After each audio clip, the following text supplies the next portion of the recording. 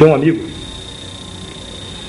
que era oficial, é oficial da FAB, na época capitão Vitor polonês, Vitor Janielniaski, é o nome difícil, aliás. Mas fica só com o Vitor que fica mais fácil. E o Vitor gostava muito de pescar. Ele estava pescando esse rio gostoso de pescar, muito fácil. Pois é, ele pescando, ele soube de um caso, ele sabia que eu estava, toda a Força Aérea sabia que a gente estava nessa investigação. Ele soube de um caso de um rapaz que trabalhava como, ele apanhava barro para essa olaria, tá? Ele tirava barro lá no rio para essa olaria. E ele soube de um caso que ocorreu com esse rapaz e sabia que eu estava investigando e foi me procurar, me contando sobre o Luiz. Essa olaria era a olaria Koiffer, de Paulo Koiffer, dono do Foto Koiffer lá em Belém. Keuffer, K-E-U-F-F-E-R. E ele me falou sobre esse Luiz. Eu mandei buscar o Luiz. Mandei um agente lá com um carro apanhar o Luiz, que eu queria conversar com ele. Ele me contou um fato incrível. Ele, quando estava colhendo barro, ele viu vestígios de que havia caça comendo restos de flores de uma árvore que estava em floração, tá? Na beira do rio. Ele acompanhou e viu onde é que essa caça comia, era a paca. Você conhece a paca? Conhece. Tinha uma paca comendo nesse lugar. Eu disse, pô, eu vou voltar para pegar essa paca, vou matar essa caça aí. Levou o barro para a olaria, esvaziou o batelão, era uma embarcação de uns 7 a 9 metros, motor de centro. Ele foi, deixou o barro lá, esvaziou a embarcação, passou na casa dele, apanhou uma espingarda e voltou para lá de dia. Preparou um giral, onde ele pudesse ficar, numa árvore baixa, armou uma rede e ficou com a lanterna e a espingarda lá para esperar que a caça chegasse para ele atirar. Escureceu, ele estava lá em cima no giral, sentado na rede dele lá, esperando ouvir algum barulho para começar a se preparar para atirar na caça. E passou por cima dele uma luz muito forte. A luz passou e logo depois voltou e parou em cima dele. Parou em cima do centro dessa nave que ele me descreveu, e não era de forma discorde, não. Era uma forma como se fosse a cabine de um Boeing, uma forma elipsoide. Do bojo do ventre dessa nave, abriu uma porta e desceu um ser com forma humana. Desceu, eu perguntei a ele se desceu por escada de corda ou de metal, alguma coisa assim. Ele disse, não, ele desceu sim, tinha um foco de luz. Ele desceu, né, com os braços abertos assim, em forma de delta. Ele desceu. Quando ele se aproximou, quando ele viu aquele ser descendo, ele pulou fora. Ele pulou dali onde ele estava e se escondeu próximo. E ficou observando, botou um galho, um ramo de árvore no rosto, e ficou vendo o que estava acontecendo. Esse ser chegou, tinha uma luz vermelha na mão. Ele não era uma lanterna que ele segurasse, era uma coisa que talvez estivesse por aqui, assim, na palma. Ele, uma luz vermelha na mão, ele desceu, examinou a rede dele, examinou o lugar onde ele estava. Ele estava com um ramo de folha na frente, né, olhando, escondido lá, morrendo mesmo. Né? Esse ser depois não procurou, não ficou vasculhando, procurando onde ele estava. Ele foi direto onde ele estava. Ele focou direto onde ele estava. Era uma luz vermelha. Quando ele viu que tinha sido localizado, ele correu por dentro da vegetação. O rio ali sofre muita influência, sofre total influência da maré. Ele baixa e sobe de acordo com a maré. Vira uma lama preta. Isso. Ele saiu por ali, para aquela margem, tropeçando em tronco, em raiz, e com dificuldade de caminhar. Esse ser voltou para a nave e a nave passou a entrar na calha do rio. e persegui ele a baixa velocidade, só que ele estava dentro do rio. A altura das árvores. Algumas vezes abaixo da copa das árvores, nós no cavado do rio. E acompanhando, mas bem devagar, e ele estava com dificuldade de andar. Como ele pretendia caçar e voltar, ele não entrou com o barco, porque senão o barco seria encalhado com a baixa da maré. O barco ficou num lugar onde tinha flutuabilidade. E nesse barco tinha um garoto de 9 anos de idade, na época, e um amigo dele que ficou tomando conta do barco. E ficaram pescando siri. Tem muito siri nesse rio. Eles ficaram pegando siri. E o cara estava ouvindo com o radinho o jogo do Campeonato Brasileiro, esse jogo de futebol que passa a noite. Aí estava ouvindo. E ele veio andando, veio correndo e gritando. E gritava para chamar a atenção dos amigos, que ele queria entrar no barco e ir embora. E essa coisa atrás dele, acompanhando. Ele, quando chegou perto dos outros, começou a gritar desesperado, até que o garoto chamou a atenção do companheiro dele, e o cara largou o futebol e olhou, ele apontou, olha ali, o cara viu. Todos eles viram, quando eles viram, eles pularam para dentro d'água. Em vez de ajudar o Luiz, eles pularam dentro d'água, abandonaram o barco. E o Luiz, como não tinha nem barco, não tinha mais companheiro no barco, ele se escondeu. Aí ficaram os dois dentro d'água e o Luiz escondido no mato, que margeava o rio.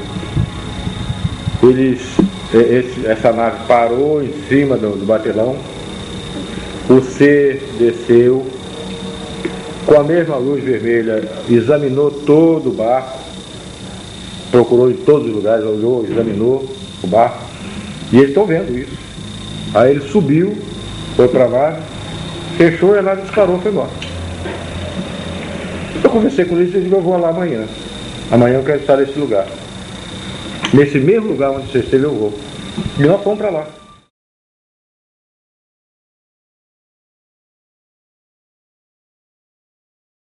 Conversamos com o Paulo Costa, que é o dono da olaria, ele autorizou e nós fomos para lá. Quando nós chegamos, eram umas 7 horas da noite, mais ou menos, estava chovendo.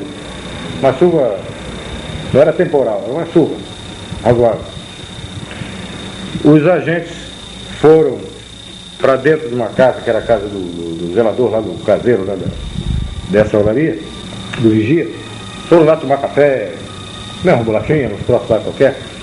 E eu não ia me preocupar com café, com coisa, eu era o chefe da equipe. Eu não podia estar me preocupando com café, nem bate-papo. Eu estava lá olhando, fiquei olhando para ver se viu alguma coisa, se alguma coisa acontecia. Realmente, quando eu estava do lado de fora, veio não vi uma forma, era uma coisa escura. Não deu para detectar a forma, se era biscoito, se era olho, não dá.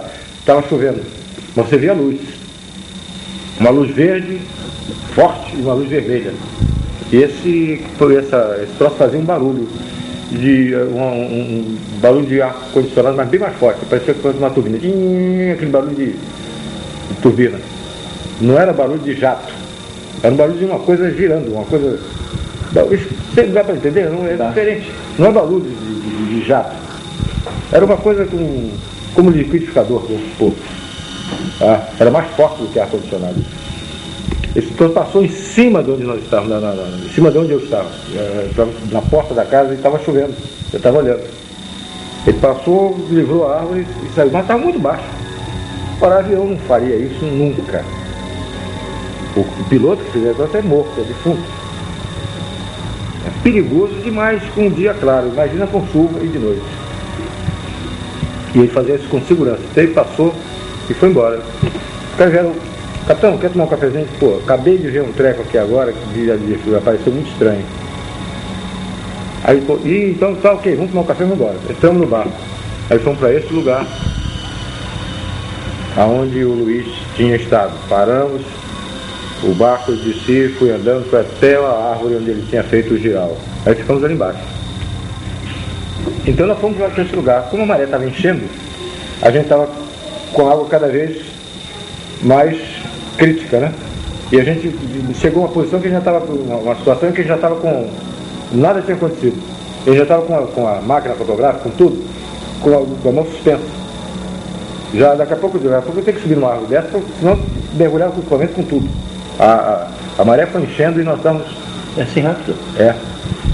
Umas 10 horas mais ou menos, quando nós decidimos ir embora. Vamos embora. Aí pegamos uma canoazinha que estava conosco, fomos até o barco, que estava parado na outra margem. Salvamos o equipamento e a gente não morreu afogado. Aí fomos lá, deixamos o equipamento no barco, pô, ficamos lá. Agora eu vou ficar mais um pedacinho. Ô, capitão, você não vai voltar? Não, vamos ficar mais um pedaço aí. Umas 11 horas, nós ficamos conversando, distraindo, fumando cigarro e tal. E lá no fim, o rio afunilava. O rio, nós estávamos numa posição, na margem esquerda do rio, direita do rio, e o rio, a gente viu o rio fechando lá na frente, afunilando lá na frente. A mais ou menos uns 2.000 metros, passou, vinha da esquerda, do norte para sul, cruzando o rio, uma luz muito forte, amarela, âmbar, como um sol, mas muito baixo, em cima das árvores, e cruzou o rio na mesma posição, mais ou menos, onde fica a casa do vigia, onde eu tinha visto a primeira coisa. Passou da região de vigia? Do vigia da olaria. Do vigia da olaria. Tá? Dessa olaria do Costa. Aí passou muito baixo, iluminava o rio. Aí foi filmado isso. E no filme aparece ele tremeluzindo. Uma coisa assim. Uma luz que eu não sabia. Como se fosse uma chama esquisita. É. E aparece o rastro dela, a luz dela no rio. Foi filmado isso. E foi bem filmado. Quando você tinha um documento desse gênero, uma filmagem espetacular como essa, isso não ia para Brasília? Ainda não. Ainda era retido lá no comando aéreo? Ficou depois é que a Brasília solicitou isso. Eu não acredito que o Brasil não acreditava muito nessa história, não. Tá? O Brasil achava que era o quê? Não sei. Meia dúzia de tanta coisa se fala. Biruta no meio do mato, pesquisando. Eles não queriam se expor, né? Talvez isso é um negócio, a gente vai dar crédito a uma coisa dessa e tal, mas tinha colegas deles lá. O que os caras estão fazendo? Será que é verdade isso? Bom, isso foi 11 horas. A gente registrava a hora, a altura, direção, essas coisas todas que tem que se preencher o relatório. Isso agora mesmo é que eu não saio daqui. Agora nós vamos ficar. Mas não tínhamos levado comida, não tínhamos levado café, não tínhamos levado nada. Água, nada. Aí o Luiz se propôs a ir à casa dele, no casebre na beira do rio, para fazer um café, trazer alguma coisa, pão, bolacha, sei lá o que fosse, para que a gente pudesse ficar mais à noite, beber água e tomar um cafezinho, um negócio. Aí ele saiu com um barquinho e tinha no meio do rio uma ilhota. Não tem mais do que 15 ou 20 metros de largura não, mas é muito comprida, parecia submarino no meio do rio, tá? Tem vegetação. Ele saiu com o barco e desapareceu nessa ilha. Nós não vimos mais o Luiz. Ele foi remando uma canoazinha, uma pirogazinha pequenininha.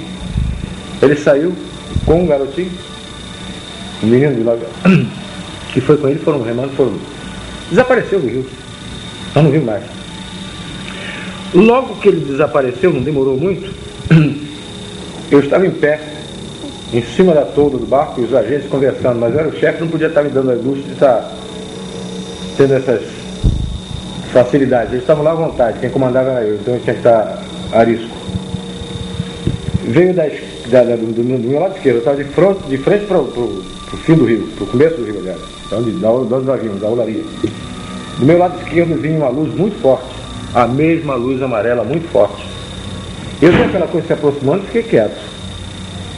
Depois que eu vi que era muito forte e que estava continuando vindo na direção, eu chamei a atenção dos agentes. Olha lá, aqui à direita. Os caras olharam, prepararam máquina fotográfica, filmadora, tudo. A coisa veio, mas estava baixo. Estava uns 200, 250 metros. Não estava muito alto, não. Passou em cima da gente. E quando chegou perto, na margem do rio, apagou aquela luz amarela, aquela luz forte, amarela, aquele sol amarelo, que a gente não via forma, só via luz. Apagou, de repente. Aí nós vimos uma forma estranha, uma forma de uma bola de futebol americana, aquela bola de ponta, tá? Aquela bola de futebol americana, muito grande. E como se fosse esse abajur, translúcida, tá? Só que tinha janelinhas no meio. Toda a extensão dela tinha uma janelinha. Eu não vi ninguém atrás daquela janela. Mas que tinha janela, tinha. Tá? E era uma coisa muito grande. Mais ou menos uns 100 metros.